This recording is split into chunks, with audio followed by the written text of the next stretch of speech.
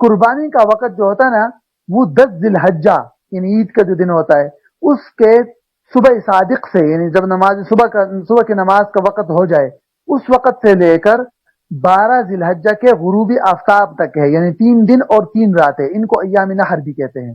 ٹھیک ہے، 10 ذی الحجہ کے طلوع فجر سے لے کر 12 ذی الحجہ کے غروبی آفتاب تک 3 دن 3 راتیں. سب سے پہلے دن قربانی کرنا سب سے افضل ہے، پھر دوسرے دن قربانی کرنا ذرا کم افضل ہے، اور سب سے آخری دن میں قربانی کرنا اس سے بھی کم افضل ہے. تو جتنا جلدی قربانی کرے زیادہ افضل ہے. 2 باتیں ہو گئی.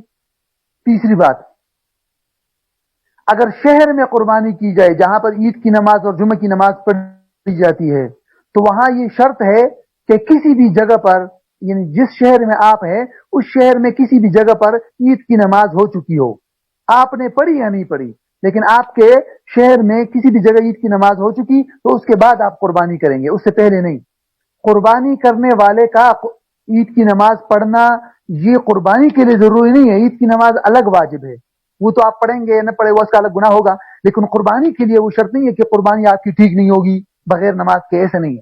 اگر کسی بھی جگہ شہر میں قربانی عید کی نماز ہو گئی، آپ نے قربانی کر لی، اس کے بعد آپ عید کی نماز کے لیے چلے گئے تو بھی درست ہے، کوئی مسئلہ نہیں. تو خلاصہ یہ کہ عید کی اگر شہر ہے تو شہر کے اندر قربانی کب کرنی ہے کہ شہر میں کسی بھی جگہ عید کی نماز ہو جائے. جہاں تک گاؤں کی بات ہے، دیہات کی، جہاں نہ جمعہ کی نماز ہوتی ہے نہ عید کی نماز واجب ہے، تو وہاں آپ فجر کی نماز کے بعد بھی کر سکتے ہیں فوراً. دیکھیے جو 10ویں رات ہوتی ہے نا، مثلا کل اگر عید ہے ہاں تو آج رات قربانی کرنا درست نہیں ہے، اس کو ذہن میں رکھیے.